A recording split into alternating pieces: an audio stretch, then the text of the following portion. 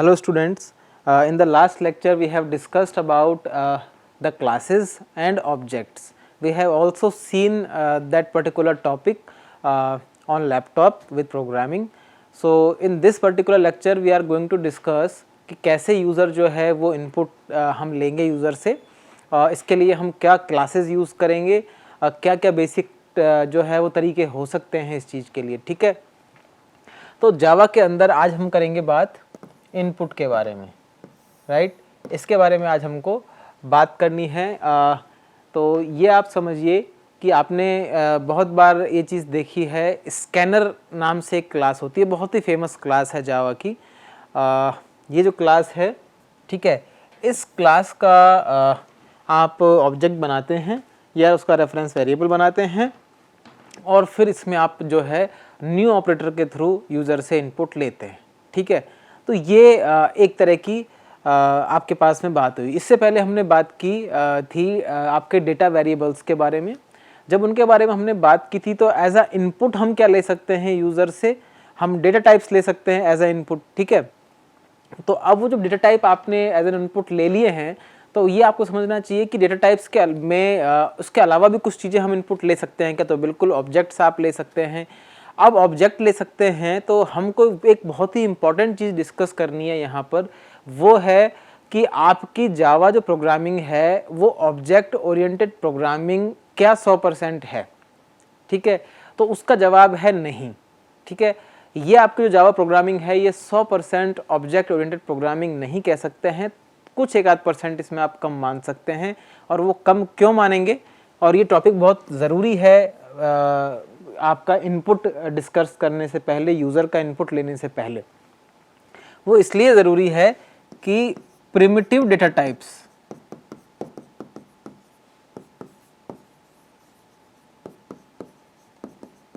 ये जो primitive data types हैं ये हम एज एन इनपुट लेते हैं, और ये प्रिमिटिव डेटा टाइप्स ऑब्जेक्ट नहीं हैं।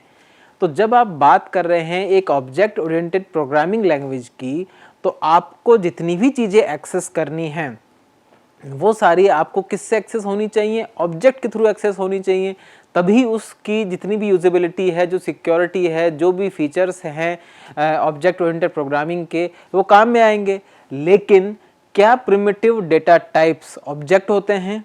तो आंसर है नो, ये ऑब्जेक्ट नहीं होते हैं, और बिल्कुल कोर है ये। तो इस वजह से आपका, इनकी वजह से प्रोग्रामिंग जावा की 100% आप नहीं कह सकते कि ये आपकी ऑब्जेक्ट ओरिएंटेड प्रोग्रामिंग लैंग्वेज है। प्रिमिटिव डेटा टाइप्स का मतलब क्या है, जैसे आपने लिखा int a = 10, तो जो ये इंटीजर टाइप का आपने वेरिएबल बनाया है ये प्रिमिटिव डेटा टाइप है। तो इसकी वजह से ये प्रॉब्लम आ रही है, क्योंकि ये ऑब्जेक्ट नहीं है। अगर ये ऑब्जेक्ट बन गया होता और ये जावा में ये वाला तरीका अलाउ नहीं होता, तब हम कह सकते थे कि ये 100% जो है वो programming, Java programming language oops concept को फॉलो करती है। क्या जावा ने कुछ जुगाड़ किए हैं क्या इसके लिए? तो बिल्कुल 100% इसके लिए जुगाड़ कर रखा है। उसको बोलते हैं रैपर क्लासेस। ठीक है, ये रैपर क्लासेस जावा में बनाई हुई हैं। जब हम इसकी प्रोग्रामिंग करेंगे तो इसको कुछ यूज़ भी करके देखेंगे, आपको बताएंगे। इस रैपर क्लासेस में क्या होता है, जितने भी आपके पास में प्रिमिटिव डेटा टाइप्स हैं सबकी एक एक अलग से रैपर क्लास बनवाई हुई है जावा ने ऑलरेडी। तो जब भी आप किसी डेटा टाइप्स को यहाँ डिक्लेयर करते हैं, वैल्यूज असाइन करते हैं, तो आप दो तरीके से कर सकते हैं। पहला तरीका तो ये है कि आप सीधा डेटा टाइप में वैल्यू असाइन कर दें। दूसरा तरीका ये है कि इस इंटीजर के कंसर्न जो आपको रैपर क्लास देखने को मिलती है, उस रैपर क्लास का ऑब्जेक्ट बना करके और उस ऑब्जेक्ट के अंदर आप इस एक की वैल्यू को सेव कराएं। ठीक है, जैसे मान लीजिए इंट है, इसकी रैपर क्लास का नेम जो है वो मान लीजिए इस तरीके से है, इंटीजर। इसका फिर आप कोई ऑब्जेक्ट बनाए i1, और इस i1 ऑब्जेक्ट के अंदर आप एक को यूज करें और उसके अंदर वैल्यू 10 असाइन करें। तो इस तरीके से भी काम हो सकता है। तो अगर मैं ये कहूं कि भाई आपके पास में जितनी भी क्लासेस हैं वो सारी इससे कंसर्न करती हैं कि इंटीजर आप रैपर क्लास को यूज़ करते हुए, ऑब्जेक्ट को यूज़ करते हुए वैल्यूज़ को असाइन करवा रहे हैं। तो जब भी आपको इस तरीके से काम करना है और आप ये वाला जब भी मेथड यूज़ करते हैं, जब भी आप ये वाला मेथड यूज़ करते हैं स्पेसिफिकली, तो जब भी आप ये वाला मेथड यूज़ करेंगे तो उस टाइम पर क्या होगा, आपके ये वाली जो प्रोग्रामिंग है वो ऑब्जेक्ट ओरिएंटेड प्रोग्रामिंग का पार्ट होगी। तो ये आपको थोड़ा सा समझना चाहिए कि आप जो भी प्रोग्रामिंग कर रहे हैं उसको अगर आपको 100% प्रोग्रामिंग की तरफ ले जाना है तो आपको रैपर क्लासेस यूज़ करनी होंगी, क्योंकि इन्हीं की वजह से वो प्रोग्रामिंग लैंग्वेज 100% इसकी वजह से नहीं है।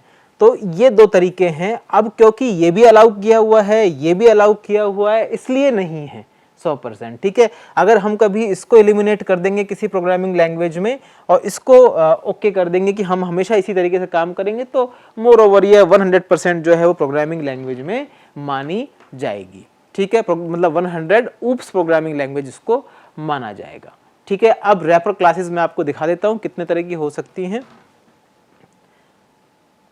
ये देखिए, रैपर क्लासेस की बात करें तो जैसे बूल, ये आपने देखा, ठीक है। अब जो ये बूलियन है सबको पता है ये आपका ट्रू या फिर फॉल्स रखता है, राइट। अब इसके ये जो बूलियन है ये तो हो गया आपका प्रिमिटिव डेटा टाइप्स। तो जैसे आपने लिखा हुआ है ऊपर प्रिमिटिव डेटा टाइप, ये तो आपका बूलियन का हो गया, ठीक है। अब ये जो इधर की तरफ के हैं ये सारे प्रिमिटिव डेटा टाइप्स हैं। तो अगर मैं इसको लिखूं तो ये जितने भी इधर हैं ये सारे प्रिमिटिव डेटा टाइप्स का एग्जाम्पल हैं। और इन प्रिमिटिव डेटा टाइप्स के रिगार्डिंग रैपर क्लास कौन सी है, तो रैपर क्लासेस जो है वो ये हैं, ठीक है। तो मोर ओवर जो आपका प्रिमिटिव डेटा टाइप का नाम है वही नेम जो है सेम आपका किसका है, रैपर क्लास का भी वही नाम है, सिर्फ कुछ को छोड़ दें। जैसे एक तो आप ये कैरेक्टर वाला देख लीजिए, ठीक है। यहाँ पर कैर है जबकि इसकी क्लास का नाम कैरेक्टर है। और आप इसको रैपर क्लास को इससे भी समझ सकते हैं क्योंकि बाय डिफॉल्ट जब आप इसको देखेंगे तो इसका फर्स्ट लेटर सबका कैपिटल है, क्योंकि हमने नेमिंग कन्वेंशन में ये पढ़ा था कि क्लास का फर्स्ट लेटर कैपिटल आता है, ठीक है। जबकि हमने नेमिंग कन्वेंशन में पढ़ा था कि प्रिमिटिव डेटा टाइप का जो फर्स्ट कैरेक्टर आता है वो हमेशा स्मॉल आता है। तो यहाँ पर कैर और कैरेक्टर का आपको ध्यान रखना है, थोड़ा एक इंट का भी ध्यान रखना है ना। इंट है और यहाँ पर पूरा इंटीजर लिखा हुआ है। इसके अलावा आप ध्यान से देखें तो बूलियन भी बूलियन ही लिखा हुआ है with the first capital letter. Byte का भी वही है, शॉर्ट का भी वही है, लॉन्ग का भी है, फ्लोट का भी है, डबल का भी वही है, सिर्फ कैपिटल लेटर से बनाया हुआ है। और ये जितनी भी हैं ये सारी क्या हैं, क्लासेस हैं। तो ये जितनी भी आपको देखने को मिल रही हैं ये सारी राइट साइड में क्लासेस हैं। तो ये आपने कुछ नई चीज पढ़ी है जो आपको जनरली आपने नहीं देखी होगी, जिनको रैपर क्लासेस बोलते हैं। बहुत इंपॉर्टेंट है इंटरव्यू के पर्सपेक्टिव से, ठीक है।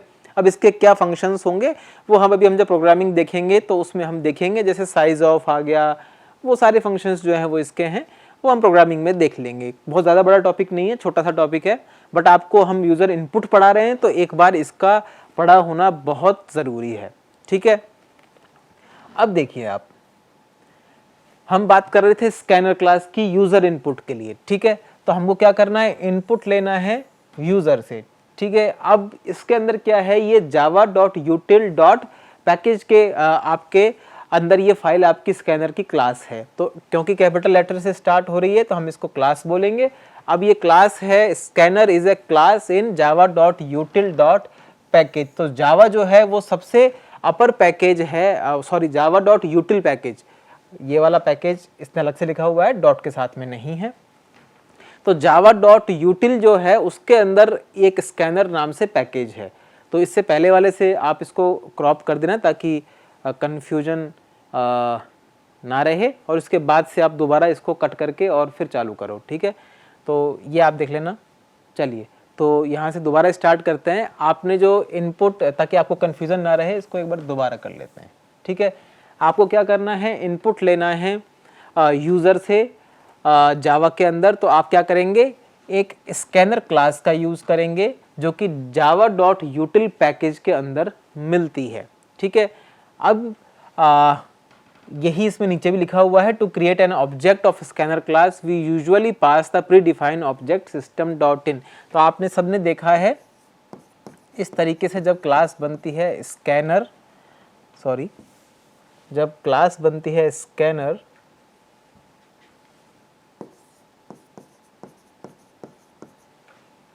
आप कुछ भी रख सकते हैं इसका नाम, न्यू, और आपने जब न्यू लिखा इसको, देन अगेन स्कैनर और ब्रैकेट में सिस्टम डॉट इन। तो इस तरीके से आप इस चीज़ को कुछ देखते हैं, ठीक है। अब ये ऑलरेडी हम बता चुके हैं, ये स्कैनर आपकी क्या है, क्लास है, ये स्कैनर भी आपके क्लास का ही नेम है, तो ये तो हो गई आपकी क्लास। अब ये आपका आप ऑब्जेक्ट मान लीजिए, रेफरेंस वेरिएबल मान लीजिए, वो आपका ये ऑब्जेक्ट हो गया, और न्यू जो है वो आपका क्या हो गया, कीवर्ड हो गया। न्यू आपका कीवर्ड हो गया, और इसमें आपने सिस्टम डॉट इन जो है प्री डिफाइंड ऑब्जेक्ट है उसको आपने पास किया है, ठीक है। तो ये इस तरीके से आप इसको यूज़ में लेते हैं, और उसके बाद में जो इसका तरीका है वो जितने भी आपके पास में प्रिमिटिव डेटा टाइप्स हैं उनको यूज़ करते हुए आप यूज़ में ले सकते हैं। जैसे अगर आप यहाँ देखें तो सबसे पहले हमने क्या कर रखा है, यही लाइन लिखी हुई है, scanner SC equals to new scanner system dot in, जिसके अंदर स्कैनर क्लास है, आपने डायनेमिकली जो है इसको बनाया है, तो न्यू ऑपरेटर से आपने इसका यूज़ किया है। आप यूज़र से पूछ रहे हैं कि आप भैया एक एंटर करो स्ट्रिंग को, और उसके बाद में आप क्या कर रहे हैं, स्ट्रिंग क्लास का एक रेफरेंस वेरिएबल या ऑब्जेक्ट बना रहे हैं, और SC डॉट नेक्स्ट उसको कर रहे हैं। अब ये नेक्स्ट क्या है इसके बारे में हम अभी खुल के बात करते हैं, और उसके बाद में वापस आप यू हैव एंटर्ड और STR आपने यहाँ पर प्रिंट करवा दिया। तो जैसे आपने सिंपली चीज़ें प्रिंट करवाई थी, आप इसमें इंटीजर, फ्लोट, कैरेक्टर कुछ भी प्रिंट करवा सकते हैं, ठीक है। तो अभी बात करेंगे कि क्या ये नेक्स्ट फंक्शन सिर्फ स्ट्रिंग के लिए काम करता है या ये सब के लिए काम करेगा, ठीक है। ये आपको थोड़ा सा देखना होगा। ये STR तो सिर्फ आपने जब मैं स्ट्रिंग पढ़ूंगा तब आपको बताऊंगा कि ये स्ट्रिंग क्लास हमने यूज़ की है, और इस स्ट्रिंग क्लास का हमने एक ऑब्जेक्ट बनाया है STR नाम से, और उसके अंदर हमने ये वैल्यू सेव की। अभी ऑब्जेक्ट है, रेफरेंस वेरिएबल है या स्ट्रिंग टाइप का वेरिएबल है, वो अभी आप छोड़ दीजिए, ठीक है, वो मेरे ऊपर छोड़ दीजिए, मैं आपको क्लियर करवा दूंगा जब इसको प्रोग्रामिंग कराऊंगा, और जब आपको स्ट्रिंग पढ़ाऊंगा, क्योंकि वो पूरी क्लास है, हम अच्छे से उसको पढ़ेंगे, और काफ़ी पूछी भी जाती है वो, ठीक है। तो ये देखिए आप, अब इसके अंदर आता है नेक्स्ट, और एक आता है नेक्स्ट लाइन, दो चीज़ें आती हैं। अब नेक्स्ट के केस में मैं आपको बताता हूँ, ठीक है। देखिए, अगर हम मेथड की बात करें तो यहाँ पर मेथड है जैसे नेक्स्ट।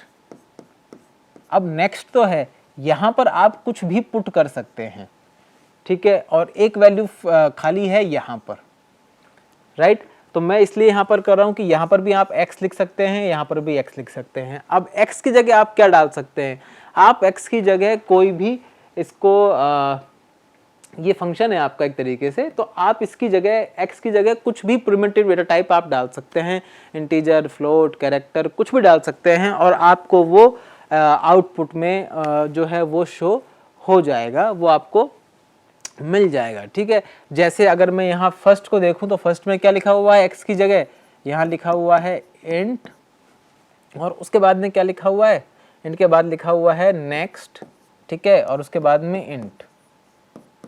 तो ये आपने यूज़ किया। अब ये क्या काम करेगा, जो यूज़र ने वैल्यूज़ दी हैं उनको स्कैन करने के काम में आएगा, जो कि इंटीजर टाइप की होंगी। ऐसे ही मैं अगर यहाँ पर फ्लोट लिख दूंगा तो ये आपका फ्लोट के लिए काम कर जाएगा, एक्स की जगह बस मुझे फ्लोट लिखना होगा, ठीक है। तो ये इस तरीके से काम करेगा। जैसे ये वाला फंक्शन हमने डिस्कस किया, it is use to scan the next token of the input as an integer. तो मतलब जो मैं कह रहा हूँ वही कंसर्न यहाँ लिखा हुआ है। फ्लोट के लिए भी वही चीज़ होगी, ये आपके डबल के लिए काम करेगा, ये बाइट के लिए काम करेगा। अब आता है नेक्स्ट लाइन, ठीक है। ये समझने वाली बात है कि ये नेक्स्ट लाइन जो है वो आपका क्या काम करेगा। ये क्या करता है, advances this scanner past the current line, ठीक है। नेक्स्ट लाइन क्या करेगा, आपने जो भी स्ट्रिंग टाइप की वैल्यूज़ दी हुई हैं उनका जो स्पेसेस हैं उन स्पेसेस को ये छोड़ करके और बाकी सारी वैल्यूज़ को ये प्रिंट कर देता है। जैसे आपको मैं बात करूँ नेक्स्ट को अगर हम स्ट्रिंग पे लगाएंगे तो ये क्या करेगा, जैसे एग्जाम्पल के लिए मैंने लिखा जावा प्रोग्राम, ठीक है, तो ये क्या करेगा, सिर्फ जावा को प्रिंट कर देगा और ये वाइट के बाद में, वाइट स्पेस के बाद जितने भी कैरेक्टर आ रहे हैं इन सबको इग्नोर कर देगा, ठीक है। लेकिन अगर मैं नेक्स्ट लाइन यूज करूंगा तो उस केस के अंदर ये क्या करेगा, इस पूरे जावा प्रोग्राम को प्रिंट कर देगा विद वाइट स्पेसेस, ठीक है। बीच में आपको मतलब गैप भी देखने को मिल जाएगा। वही बूलियन के केस में है, लॉन्ग में भी आपको सेम, मतलब सेम आप क्या कर रहे हो, यहाँ x यहाँ x और बाकी आप चीज़ें जो हैं वो लगातार चलाए जा रहे हैं, ठीक है। तो ये चीज़ें आपके साथ में निकल के आती हैं। और नेक्स्ट के साथ में क्या होता है, एक आपका साइज ऑफ फंक्शन निकल के आता है, एक आपका इसी तरीके से पार्स करके आता है, ठीक है। जैसे आपको इंटीजर को पार्स करना है तो पार्स इंट करके वो आपका चीज़ें निकल के आएंगी। तो मतलब इस तरीके से आप काम करेंगे। इसके और फंक्शंस, एक दो फंक्शंस मैं आपको बताऊंगा जब करेंगे। तो ये सारे किसके फंक्शन हो गए, रैपर क्लास के, राइट, समझ में आ गया। अगर आपको ऑब्जेक्ट के थ्रू चीज़ें इस पर्टिकुलर प्रिमिटिव टाइप की चाहिए तो आप रैपर क्लासेस का यूज़ करते हुए काम करेंगे और बाकी आपका जो है प्रोग्राम इस तरीके से इन डेटा टाइप्स पर काम करने वाला है। तो ये आपका बेसिक इनपुट लेने का यूज़र से एक तरीका हुआ कि कैसे ये काम करेगा। बाकी हम इसको अभी प्रोग्रामिंग में भी देख लेंगे, ठीक है। मेन जो है आपके काम की चीज़ वो अभी के लिए ये है, वो क्या है कि आपको ये देखना है कि फर्स्ट स्मॉलेस्ट प्रोग्राम क्या हो सकता है यूजर से इनपुट लेने का। तो इस तरीके से हो सकता है। अब आपको समझ में आ गया, क्योंकि आपने नेक्स्ट फंक्शन के बारे में बात कर ली, तो अब आप इसको कहीं भी यूज़ और भी जगह कर सकते हैं, कोई प्रॉब्लम नहीं है। तो इस तरीके से आपका यूज़र इनपुट हम थियोरेटिकली डिस्कस कर चुके हैं। अब इसको प्रोग्रामिंग में देख लेते हैं एक बार और अच्छे से आपको समझ में आएगा फिर कि ये चीज़ें किस तरीके से काम करती हैं, ठीक है। इसमें एक और भी बहुत इम्पॉर्टेंट चीज़ है जो मैं डिस्कस आपसे यहीं कर लेता हूँ। देखिए चीज़ क्या है, इसको मैं आपको प्रोग्राम से भी प्रूव कर दूंगा करके। जैसे आपने लिखा था कोई क्लास हेलो, ठीक है, और फिर आपने लिखा था public static void main string args, ठीक है। तो इस तरीके से आपने ये लिखा था और फिर आपका कुछ भी आपने system dot out dot print और यहाँ कुछ आपने प्रिंट करवा दिया था XYZ, ठीक है। इस तरीके से आपने कुछ प्रोग्रामिंग की थी। तो जब ये काम चल रहा था तब हमने आपसे कहा था कि ये एक स्ट्रिंग टाइप का आपने एरे लिया हुआ है ARGS नाम से। तो जब ये स्ट्रिंग टाइप का आपने एरे लिया हुआ है, क्या हम इसमें भी कुछ वैल्यूज़ पास करा सकते हैं क्या? तब हमने आपको कहा था कि इसमें कंपाइलर जो है वो वैल्यूज़ आपकी डालेगा जावा जब आप यूज़ करते हो तो उसके कंसर्न में ये चीज़ जो है वो काम में आती है। लेकिन अगर हम बात करें पर्टिकुलर यहाँ पर, क्या हम अपने से कोई इनपुट यहाँ डाल सकते हैं क्या? क्योंकि अगर ये एरे है और ये एरे ए नाम का होता, मान लीजिए मैं ये आर्क्स को हटा करके यहाँ पर लिख दूँ स्ट्रिंग और इसका नाम मैं ए रख दूँ, ठीक है। तो अब ये ए नाम का स्ट्रिंग टाइप का एरे हो गया। इसको मैं बोल सकता हूँ कैरेक्टर एरे। ये एक्चुअली एक जावा के अंदर कैरेक्टर एरे की तरह काम करता है। C++ में जैसे कैरेक्टर एरे काम करता है वैसे ही ये काम करता है। कैरेक्टर एरे सबको पता होगा, सिंगल कोट्स में आप ऐसे वैल्यूज़ को असाइन करते थे कॉमा लगा करके ऊपर, फिर इस तरीके से आप कैरेक्टर एरे बनाया करते थे। तो वो आई थिंक सबको पता होगा, बहुत आसान सी चीज़ है, इसलिए मैं आपको रिपीट नहीं कर रहा हूँ। तो यहाँ पर अगर मैं इस तरीके से लिखूँ A ऑफ 0, ठीक है, और जब मैं इस प्रोग्राम को रन करवा रहा हूँ और रन करवाते टाइम अगर मैं इसमें A ऑफ 0 में वैल्यू कुछ भी PC दे देता हूँ क्या ये पीसी हमारा आउटपुट में प्रिंट होगा, जबकि मैं इसको प्रोग्रामिंग में अपने नोटपैड के प्रोग्राम में नहीं लिख रहा हूँ, मैं इसको सीधा कंपाइलर पे ही जब रन करूंगा तब लिखूंगा, क्योंकि कंपाइल टाइम पर ही ये चीज़ काम करती है। ठीक है, तो क्या ये पॉसिबल है?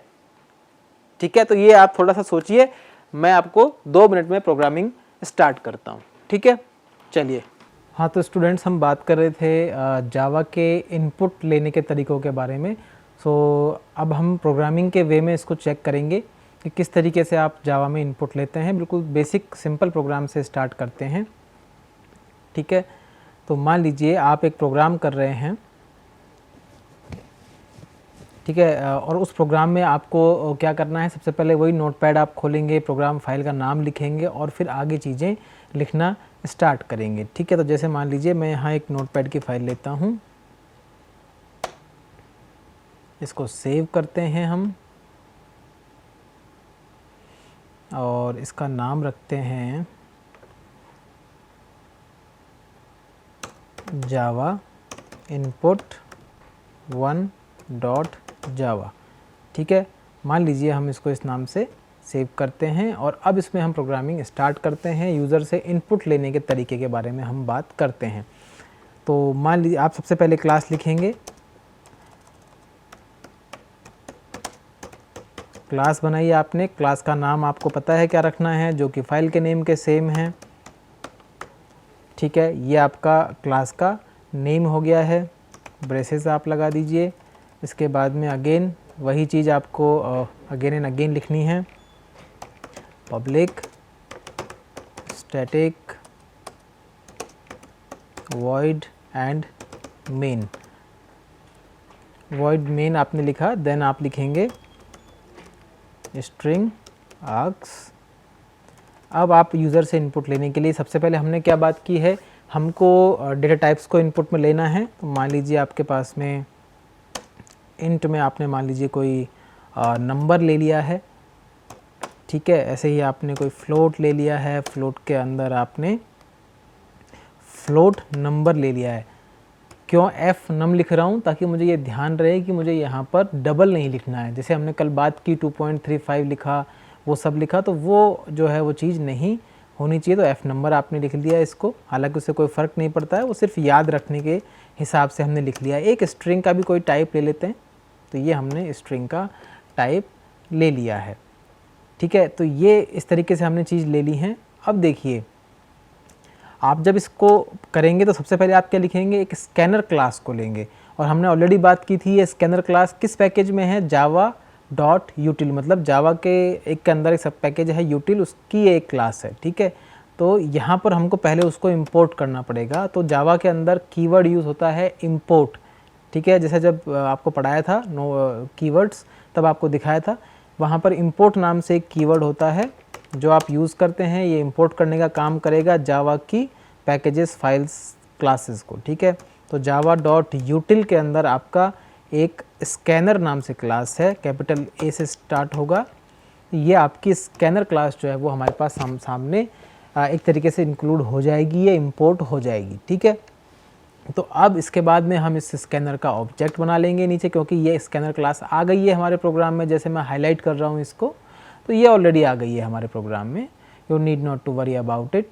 तो अब यहाँ पर आप स्कैनर लिखेंगे और कुछ भी लिख दीजिए, जैसे आप SC लिख दीजिए, या इनपुट की बात कर रहे हैं तो हम इन ले लेते हैं। ठीक है, इजिकल्स टू न्यू ऑपरेटर आप लगाएंगे, साथ में स्कैनर और डॉट इन, स्कैनर ब्रैकेट में आप पास करते हैं, बताया था सिस्टम डॉट इन, सिस्टम क्लास का, ये बाय डिफ़ॉल्ट आप इसमें पास करते हैं सिस्टम डॉट इन। ठीक है, तो ये हमारा जो है हमने लिख लिया है हमेशा। अब ये जो इन आपने इसका ऑब्जेक्ट बनाया है, स्कैनर क्लास का या वेरिएबल बनाया है, इससे आप चीज़ों को नेक्स्ट जो आपका नेक्स्ट लाइन या जो नेक्स्ट फंक्शन है उसको यूज़ करते हुए आप यूज़र के लिए वैल्यूज़ को इनपुट करने की कोशिश करेंगे। ठीक है, बहुत सिंपल है, कोई इशू नहीं है। ठीक है, तो यहाँ से हम यूज़र से इनपुट लेना चालू करते हैं। तो सबसे पहले हम SOP लगाते हैं, system dot out dot println right, राइट, और यहाँ हम सबसे पहले यूज़र से मांगेंगे, जैसे हम सी लैंग्वेज में मांगते हैं कि भाई पहले सबसे पहले आप क्या करोगे, यूज़र से बोलोगे भाई enter a string, enter a string, right. तो वो आपको एक स्ट्रिंग जो है वो एंटर करेगा, लेकिन आप उसको रिसीव कैसे करेंगे, तो उसके लिए आपको क्या करना होगा, एक वेरिएबल चाहिए होगा जिसके अंदर आप चीज़ों को स्टोर करेंगे। तो हमने मान लीजिए ये स्ट्रिंग वेरिएबल जो बनाया हुआ है str नाम से बनाया हुआ है, ठीक है। यहाँ str हम लिखेंगे और str के अंदर क्या स्टोर कराने की कोशिश करेंगे, स्ट्रिंग को। अब क्या मैं सीधा इसके अंदर इन से ले सकता हूँ क्या, तो बिल्कुल ले सकता हूँ। हम लिखेंगे इन डॉट, अब यहाँ पर आप नेक्स्ट भी यूज़ कर सकते हैं, नेक्स्ट लाइन, दोनों ही प्रोग्राम में आपको करके बताऊंगा, बट अभी के लिए मान लीजिए मैं इसको नेक्स्ट लाइन से इसको करने की कोशिश करता हूँ, नेक्स्ट लाइन। और यहाँ हम वैल्यूज़ कुछ भी डाल देते हैं,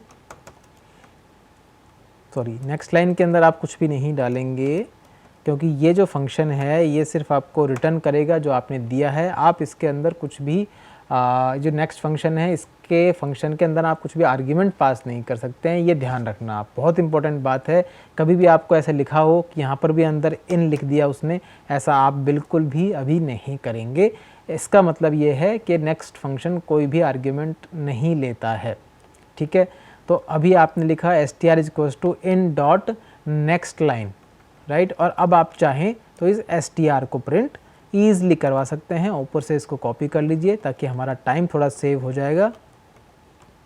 इस तरीके से आप जो है वो करेंगे। तो यहाँ आप लिख सकते हैं द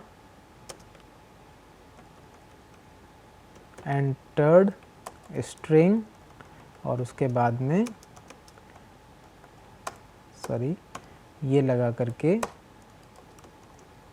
और आप फिर क्या करेंगे, हमेशा जब भी आपको कोई वैल्यू प्रिंट करवानी है किसी चीज़ की तो आप क्या करते हैं, इस तरीके से प्लस के साथ में उसको लिख देते हैं प्लस str, तो आपको ये वैल्यू जो है वो प्रिंट होकर के मिल जाएगी। तो अगर हमने सब कुछ ठीक लिखा तो ये वैल्यू हमको मिलनी चाहिए। जैसे एक बार इसको करके देख लेते हैं। तो अब हम कमांड प्रॉम्प्ट जो है उसको खोलेंगे, ठीक है। इसको थोड़ा नीचे ले लेते हैं। यहाँ हम इसको कंपाइल करने की कोशिश करेंगे, जावा सी, देन आपकी जो फाइल का नेम है, फाइल का नेम क्या है, जावा इनपुट 1। तो देखिए ध्यान रखना है आपको, क्लास का नेम और फाइल का नेम सेम रखना ही होगा। जैसे हमसे यहाँ रह गया है, आपको थोड़ा सा इस चीज़ का मतलब ध्यान रखना ही होगा, ठीक है। जावा सी देन जावा इनपुट डॉट जावा, राइट। तो आई थिंक फाइल का नेम भी सेम है। अभी क्या बोलता है, फाइल नॉट फाउंड, बिल्कुल ठीक है। चलिए अब एक बार dir करके देखिए आप, फाइल का एक्सटेंशन क्या है, जावा इनपुट 1 डॉट जावा। तो इसका मतलब हमने कुछ लिखने में मिस्टेक की है, वो हम एक बार चेक कर लेते हैं। जावा इनपुट 1 डॉट जावा, ठीक है। तो ये हमारा कंपाइल हो गया है सक्सेसफुली। अब हम इसको रन करवाएंगे। एंटर स्ट्रिंग आपसे पूछ रहा है, जैसे मान लीजिए आपने इसमें दे दिया कुछ भी आर्या, ठीक है, और एंटर किया the entered string is Arya. तो इस तरीके से आप यूज़र से एक स्ट्रिंग टाइप का जो है इनपुट ले सकते हैं और उसे प्रिंट करवा करके दिखा सकते हैं। अब इसको दोबारा एक बार हम रन करते हैं और यहाँ हम डालते हैं आर्या इज़ अ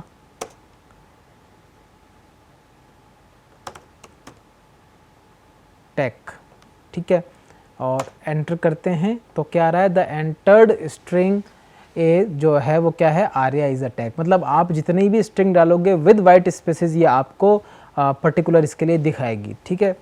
तो अब आप किसके बाद में क्या ऐड कर सकते हैं, और एक प्रोग्रामिंग हैबिट ये भी आप रखिए कि आप पूरा प्रोग्राम लिख करके एक साथ करने की कोशिश ना करें। अगर आपको लगता है कि मैंने ये जो लाइनें लिखी है ये किसी एक पर्टिकुलर प्रोग्राम को रन करती हैं, तो पहले एक बार उसको कंपाइल और रन करके देख लें ताकि पूरे प्रोग्राम्स के एरर्स आपको एक साथ ना निकालनी पड़े, ये थोड़ा सा आप लोग ध्यान रखेंगे, ठीक है। अब जैसे मान लीजिए आपको इंटीजर के बारे में बात करनी है, तो इंटीजर में क्या होगा, कुछ नहीं, आपने ऑलरेडी सब चीज़ें बनाई हुई हैं, इनको आप एज इट इज़ यहाँ पेस्ट कर दीजिए। अब क्या होगा, आपको यूज़र को क्या बोलना है भाई, एंटर अ इंटीजर, सॉरी, ठीक है। अब आपने बोल दिया एंटर अ इंटीजर। अब उसके बाद में आपका ये आपको ध्यान रखना है कि जब आप ये यूज़ कर रहे हैं तो आप क्या करेंगे, str को चेंज करके अब आपका इंटीजर टाइप वेरिएबल क्या है, नम है, तो आप क्या लिखेंगे यहाँ पर, इसको नम से चेंज करेंगे। और यहाँ पर आप नेक्स्ट लाइन यूज़ नहीं करेंगे क्योंकि ये स्ट्रिंग के लिए स्पेसिफिकली काम आती है। आप यहाँ पर इन डॉट नेक्स्ट यूज़ करेंगे, ठीक है। और नेक्स्ट के साथ में आप क्या करेंगे, इंट यूज़ करेंगे, नेक्स्ट इंट, जैसे कि आपको अभी थोड़ी देर पहले मैंने बताया था। और यहाँ पर आप फिर क्या करेंगे, लास्ट में नम लिख देंगे, द एंटर्ड इंटीजर, राइट। तो इस तरीके से आपका ये स्ट्रिंग के लिए हमने ऊपर कंपेयर कर लिया, और इंटीजर के लिए, फ्लोट के लिए, बाकी सब के लिए सेम रहेगा। और ये चीज़ें आप सीधा करते जाएंगे। जैसे मान लीजिए हम इसको कंपाइल और रन करके देखें एक बार, सेव कर दिया है। सेव करना आप बिल्कुल ध्यान रखिएगा, अगर आप सेव नहीं करेंगी तो क्या प्रॉब्लम्स आएंगी ये हम ऑलरेडी डिस्कस कर चुके हैं, चीज़ें रिफ्लेक्ट नहीं करेंगी क्लास फाइल में, ठीक है। ये थोड़ा सा आप इसको प्लीज़ ध्यान रखिएगा। अब स्ट्रिंग हम डालते हैं कुछ भी, आर्या, इंटीजर मांग रहा है, आपने 23 डाला तो जो आपका एंटर्ड इंटीजर है वो भी आ गया, और एंटर्ड स्ट्रिंग है वो भी आपकी निकल के आ गई है, ठीक है। तो इस तरीके से आप जो है चीज़ों को इसमें प्रिंट करवा सकते हैं। ऐसे ही सिंपल आप फ्लोट के लिए, बाकी चीज़ों के लिए भी करवा सकते हैं, बट ये ज़्यादा यूज़ आते हैं तो मैंने आपको बता दिए हैं। तो अगर आप इसको फ्लोट के लिए करेंगे तो कैसे करेंगे, अगेन मैं क्या करूँगा, इसको उठाऊँगा, इधर पेस्ट करूँगा, यहाँ करेंगे एंटर अ फ्लोट, राइट। अब यहाँ नेक्स्ट इंट की जगह क्या आएगा, समझाया था आपको, जब भी आप लिखेंगे तो यहाँ क्या आ जाएगा, नेक्स्ट फ्लोट, ठीक है, नेक्स्ट फ्लोट आ जाएगा। और यहाँ पर आप क्या लिखेंगे, अब नम की जगह एफ नम, मतलब जो हमने ऊपर वेरिएबल का नाम दिया हुआ है वो आपने यहाँ पर लिख के डाल दिया, ठीक है। और यहाँ पर भी आप एफ नम लिख देंगे, ये आपका नंबर आ जाएगा। और ये आपसे फ्लोट मांगेगा और आपको फ्लोट ही प्रिंट में निकाल करके देगा। तो इस तरीके से आप चाहें जितने बार इस काम को कर सकते हैं, कोई प्रॉब्लम नहीं है। फ्लोट के लिए भी, शॉर्ट के लिए भी, बूलियन के लिए भी आप मेरे हिसाब से अब इसको करने में एबल हैं, ठीक है। एक बार इसको करके देख लेते हैं। तो ये आपसे स्ट्रिंग मांग रहा है, आपने कुछ भी स्ट्रिंग डाल दिया। देन ये आपसे फ्लोट मांग रहा है, आप कुछ भी फ्लोट भी मांग सकते हैं, तो आपने फ्लोट डाल दिया, ठीक है। तो ये आपको इस तरीके से वैल्यूज़ जो हैं वो मिलती जाएंगी, आप लेते जाइए और ये काम जो है आगे होता जाएगा। तो ऐसा कोई इशू नहीं है, राइट। चीज़ें इस तरीके से काम आपकी करती जाएंगी। तो अब आपको बस ध्यान ये रखना है, अब अगर मैं ऊपर जो स्ट्रिंग है उसके अंदर नेक्स्ट लाइन की जगह सिर्फ नेक्स्ट कर दूं तो क्या प्रॉब्लम आएगी, ठीक है। वो भी हम अभी देख लेते हैं। सेव कर लिया है हमने, कंपाइल करेंगे, देन इसको रन करेंगे। अब मैंने लिखा आर्या इज़ अ गुड, ठीक है। अब देखिए क्या आती है प्रॉब्लम, ये यहाँ बोल रहा है main Java dot util dot input mismatch exception unknown source Java input 1 Java 19, ठीक है। तो यहाँ पर जावा आपको एरर दे रहा है। क्यों एरर दे रहा है, क्योंकि ये जो आपने इनपुट दिया है आर्या इज़ अ गुड, ये आपका सिर्फ एक आर्या को आपको देखे दे रहा है, ARAYA। देखो आउटपुट में आपका क्या आ रहा है, ARAYA, सिर्फ ये आ रहा है। इसके बाद की जो चीज़ें हैं वो ये डिस्कार्ड कर देता है और इसी वजह से ये आपको एक्सेप्शन शो कर रहा है, एरर शो नहीं कर रहा है। ठीक है, तो एरर और एक्सेप्शन का आपने मेरे हिसाब से अच्छे से चीज़ें पढ़ी होंगी। तो एरर क्या होती है, एक्सेप्शन क्या होती है, ये आपने देखा होगा। तो यहाँ हमको सिर्फ एक्सेप्शन मिल रही है, हमारा प्रोग्राम रन कर रहा है, आउटपुट भी हमको शो हो रहा है। ठीक है, तो ये आर्या इस तरीके से दिखेगा। तो ये कई बार इंटरव्यूज़ में पूछे जाने वाला क्वेश्चन है कि भाई हम अगर इस तरीके से करेंगे तो हमको क्या आउटपुट आएगा। ये आप थोड़ा सा एक बार ध्यान रखिएगा कि नेक्स्ट लाइन और नेक्स्ट में क्या डिफरेंस हो सकता है। ठीक है, तो मेन डिफरेंस क्या है, वाइट स्पेसेस के बाद ये चीज़ों को अपने पास में नहीं रखता है और ये उनको आगे की तरफ शिफ्ट करके और फिर आपको एक एरर थ्रो कर देगा, या कुछ कई बार एरर थ्रो भी नहीं करता है, सिर्फ आर्या आउटपुट करके आपको चीज़ें दिखा देगा। कई बार आपका प्रोग्राम थोड़ा बहुत ऊपर नीचे बिहेवियर भी शो कर सकता है। ठीक है, चलिए अब इसके बाद में हम बात करेंगे स्ट्रिंग के बारे में बात हम करेंगे। अब स्ट्रिंग क्या है और मतलब आपके क्लास है वो हमने ऑलरेडी देख ही लिया है, बट इसके क्या टाइप्स हैं, इसको हम एज ए इनपुट तो हमने लेके देख लिया है। तो ये चीज़ हमको अभी और थोड़ी देखनी पड़ेगी। तो स्ट्रिंग में आपका स्ट्रिंग बफर, स्ट्रिंग बिल्डर क्या काम करता है, वो चीज़ हम देखेंगे। ठीक है, तो देखिए एक बार, चलिए अभी के लिए इतना ही करते हैं।